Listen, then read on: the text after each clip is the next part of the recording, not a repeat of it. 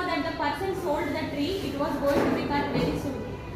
They tried to convince that person not to remove the tree, but he adamantly denied the children's request. ఈ పిల్లలకి ఏం తెలిసిపోయిందనంటే ఆ person ఎవరైతే ఉన్నారో చెట్టుని అమ్మేసిండు అండ్ ఇది తప్పకుండా ఫ్యూచర్లో కట్ అవ్వబోతుంది. కాబట్టి వాళ్ళు ఏం చేసిందనంటే ఎవరైతే చెట్టును కొనుక్కున్నారో అతని దగ్గరికి వెళ్ళి చెట్టుని కట్ చేయకండి అని రిక్వెస్ట్ చేస్తున్నారు. బట్ అతను చాలా మొండివాడు, వెరీ అడమెంట్, వినటం లేదు, స్టబ్బన్గా లేదు నేను తప్పకుండా ట్రీని కట్ చేస్తా అని చెప్తున్నాడు అనమాట.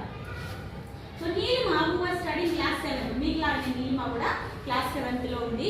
ఈ అమ్మాయి రాత్రంతా ఆలోచించి ఒక ఐడియా తెచ్చుకున్నాం అనమాట. ఏమని, మనం అందరము డబ్బులు కలెక్ట్ చేసుకొని మన దగ్గర ఉన్న డబ్బులతోని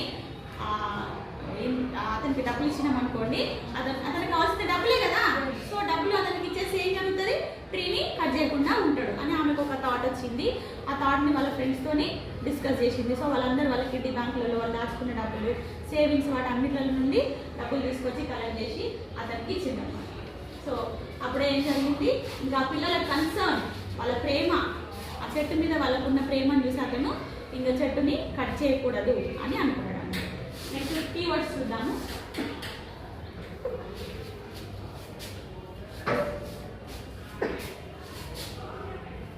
so orchard, plantation, timber, firewood, soil erosion, burns, deforestation and tribal.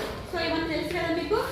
Garden, చెట్లు నాటడం, అది టింబర్ అంటే అది డిపో, ఫైర్వుడ్ అది వంట చెరుకు.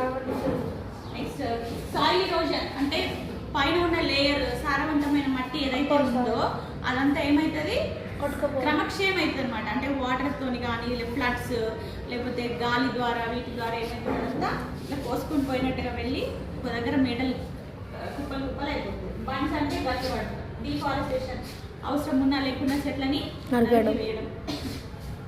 ట్రైబ్ జాతి, కోయ, లంబాడ, చుంచు ఇట్లాంటి జాతులు ట్రైబ్ అనమాట. We obtain various things and materials from the forest. A forest is